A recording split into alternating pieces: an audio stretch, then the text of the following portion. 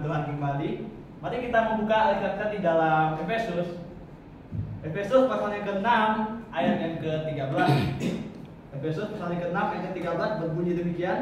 Sebab itu ambillah seluruh perlengkapan senjata Allah, supaya kamu dapat mengadakan perlawanan pada hari yang jahat itu, dan tetap berdiri sudah kamu menyelesaikan segala sesuatu.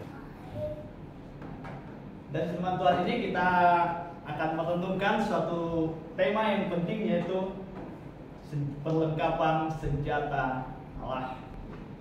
Tentunya di dalam keadaan kita sekarang, kita melihat, sering menonton televisi juga, bahwa kita melihat perang begitu. Tentunya dalam peperangan tidak mungkin seorang prajurit yang berperang, yang bertempur, tidak menggunakan perlengkapan, menggunakan senjata begitu. Dan demikian juga kita sebagai orang Kristen, Rasul Paulus mengingatkan di sini bahwa kita juga sedang berada di dalam medan pertempuran, bukan medan pertempuran fisik, tetapi pertempuran rohani. Dan inilah mengapa pentingnya kita untuk memakai perlengkapan senjata Allah. Jadi perlengkapan senjata Allah dipergunakan supaya kita dapat bertahan, mengadakan perlawanan pada hari yang jahat, melawan iblis yang berada di balik pemerintah-pemerintah, di balik penguasa-penguasa dunia, di balik penghulu, dan tentunya ada roh jahat yang ada di udara. Semuanya dipakai oleh iblis untuk menyerang iman kekristenan. Dan Paulus lewat suratnya ia mengingatkan kita bahwa ada perlengkapan yang perlu dipakai oleh orang-orang Kristen. Yang pertama di ayat yang ke-14, di situ ada catatan bahwa yaitu ikat pinggang kebenaran. Yang pertama itu perlengkapan senjata Allah, yang pertama yaitu ikat pinggang kebenaran. Ikat pinggang kebenaran. Saya bacakan, jadi berdirilah tegak, berikat pinggang kebenaran, dan berbaju jirakan keadilan. Sikap yang pertama untuk seseorang mengenakan perlengkapan senjata Allah, yaitu ia harus berdiri tegak supaya ia dapat siap sedia untuk memakai perlengkapan tersebut. Tidak mungkin komandan memberikan perlengkapan kepada prajuritnya dengan keadaan tidak siap. Dan itulah mengapa seseorang prajurit harus siap sedia ketika berada dalam medan pertempuran, mengenakan ikat pinggang kebenaran. Ikat pinggang kebenaran yang terikat pada pinggang kita membuat kita seharusnya menyadari bahwa kebenaran melingkari kehidupan kita melalui pengajaran yang benar yang diajarkan. Itu seharusnya membuat hidup kita baik, menjadi orang Kristen yang baik, menjadi orang Kristen yang baik dalam pola pikirnya maupun dalam tingkah lakunya, supaya lewat kesaksian hidup kita orang juga menerima Injil, mereka dapat diselamatkan. Kebenaran yang benar yang sudah memerdekakan kita itu seharusnya membuat kita berubah dalam pola pikir maupun dalam tindakan kita. Yang kedua, perlengkapan yang kedua yaitu baju jirah keadilan. Baju jirah tentunya dipakai untuk melindungi bagian tubuh kita, baik bagian dalam maupun untuk melindungi bagian luar tentunya. Dan baju jirah digunakan untuk bertahan, bisa untuk bertahan dan juga bisa untuk menyerang tentunya. Karena baju jirah dipakai oleh Paulus sebagai peraga agar orang Kristen jangan terlena dengan keadaannya sekarang. Orang Kristen yang sudah diselamatkan tentunya bukanlah mereka bertahan hanya mengandalkan imannya saja, bukan bertahan menantikan Tuhan datang, tetapi mereka juga harus waspada dan berjaga-jaga terhadap serangan iblis yang tentunya kita tidak tahu akan datang dari mana. Bisa saja dari keluarga kita, bisa juga datang dari orang terdekat kita, dan juga bisa jadi juga dari orang-orang yang kita kasihi, orang-orang yang menentang iman kita. Dan itulah mengapa pentingnya kita harus waspada dan berjaga-jaga, dan juga tentunya berdoa. Tentunya setiap iman kekristenan harus dibarengi dengan doa supaya imannya dapat semakin bertumbuh, dan melalui doanya kepada Tuhan ia dikuatkan, dan juga melalui komunikasi juga dengan saudara-saudara seiman, mereka beroleh persekutuan yang semakin erat dengan Tuhan. Yang ketiga, perlengkapan yang ketiga yaitu kasut di kaki.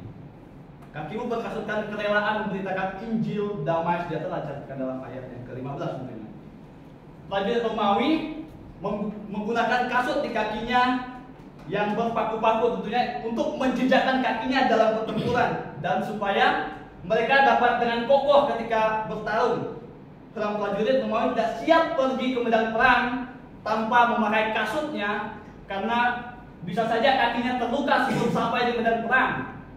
Dan melalui kasut, seorang prajurit Romawi tidak bisa pergi tanpa menggunakan kasutnya.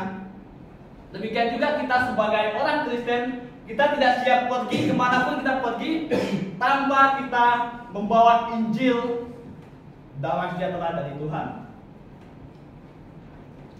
Injil itu adalah kekuatan Allah untuk menyelamatkan semua orang.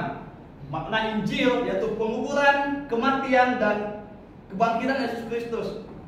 Bahkan Rasul Paulus mengingatkan kita sebagai orang Kristen bahwa celakalah aku jika aku tidak memberitakan Injil. Dan inilah pentingnya kita sebagai orang Kristen yang sudah diselamatkan. Kita harus memberitakan Injil dimanapun kita berada. Kita harus mengabarkan kepada semua orang tanpa melihat kondisinya apapun. Kita sampaikan dengan tepat dan benar tentunya, supaya Injil itu dapat menyelamatkan orang tersebut dan mereka menerima Tuhan serta diselamatkan. Perlengkapan senjata Allah yang keempat yaitu perisai iman. Ayat yang ke-16, dalam segala keadaan pergunakanlah perisai iman, sebab dengan perisai itu kamu akan dapat memadamkan semua panah api dari si jahat.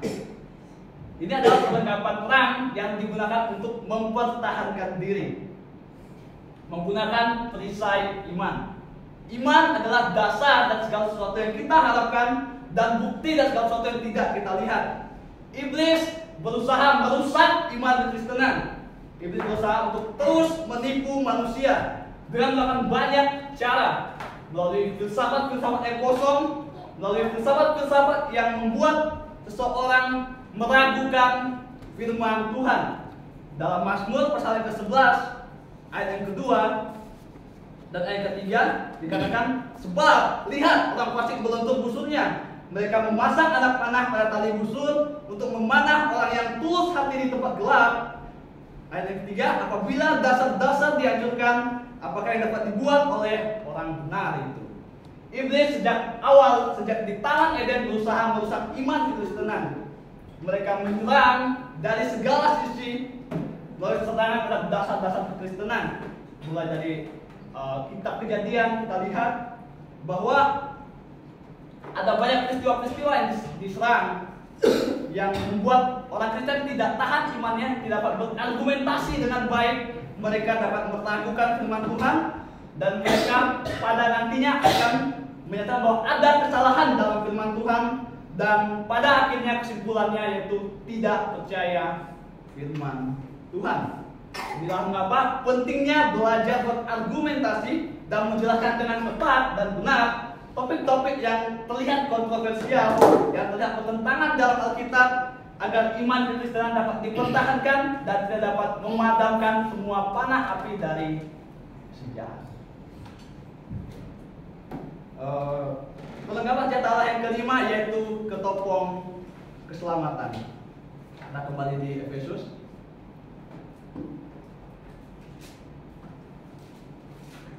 Di Efesus pasal yang ke-6 ayat yang ke-16, ayat ke-17.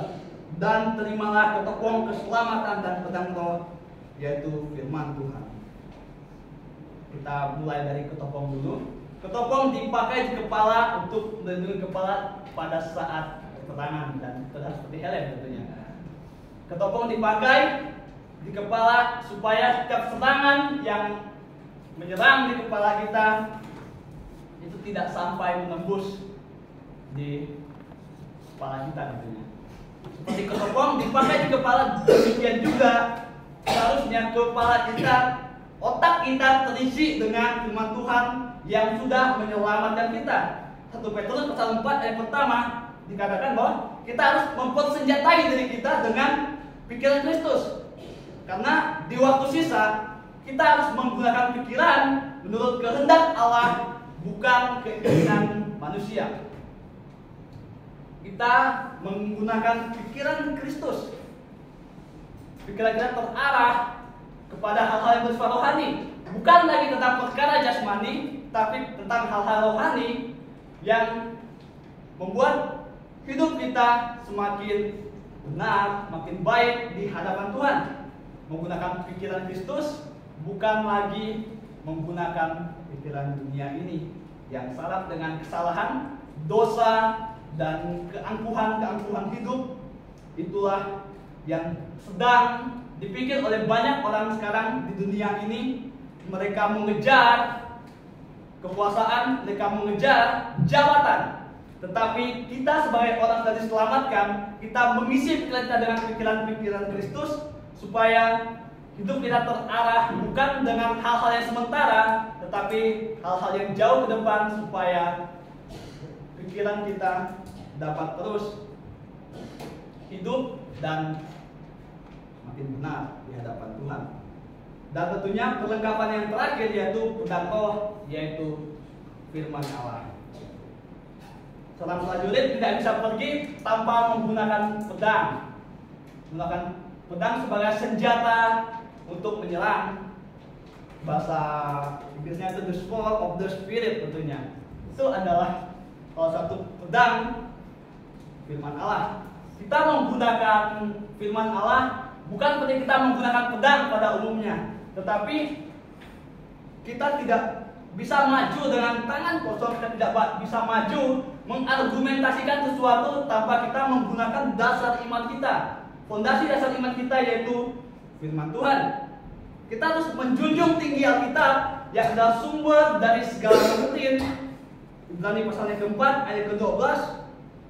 Sebab firman Allah hidup dan kuat dan lebih tajam daripada pedang bermata dua manapun. Ia masuk amat dalam sampai memisahkan jiwa dan roh, sendi-sendi dan sumsum. Ia sanggup membedakan pertimbangan dan pikiran hati kita. Firman Tuhan hidup dan kuat. Dengan firman Tuhan kita bisa menilai segala sesuatu yang benar, yang tidak benar, yang salah, dan yang tidak berkenan pada Tuhan. Dan firman Tuhan dapat menyatakan apa yang salah, dapat menegur, menusuk amat dalam hati seseorang supaya mereka menerima Injil. Hei kamu, bertobatlah, percaya pada Injil dan jangan berbuat dosa lagi. Kamu harus bertobat supaya kamu diselamatkan. Ini adalah salah satu bukti firman Tuhan dapat menyelamatkan orang, supaya mereka jangan sampai masuk ke dalam neraka. Kita harus merampas mereka dari api dan mereka dapat menerima Injil keselamatan dari Allah. Jadi saudara terkasih, kenakanlah seluruh perlengkapan senjata Allah supaya kamu dapat mengadakan perlawanan pada hari yang jahat itu dan tetap berdiri sesudah kamu menyelesaikan segala sesuatu. Setelah kita mengenakan perlengkapan ini, tentunya tidak lupa juga kita harus mengingat terus firman Tuhan. Kita harus semakin bertumbuh dengan firman Tuhan, semakin mempelajari firman Tuhan dengan baik, dan jangan sampai kita menyangka bahwa kita teguh berdiri, sebab Paulus pernah mengingatkan kita bahwa siapa yang menyangka bahwa ia teguh berdiri, hati-hatilah supaya ia jangan jatuh. Demikian firman Tuhan untuk kita pada hari ini. Maranatha. 1436. Berapa? 1436. 1436.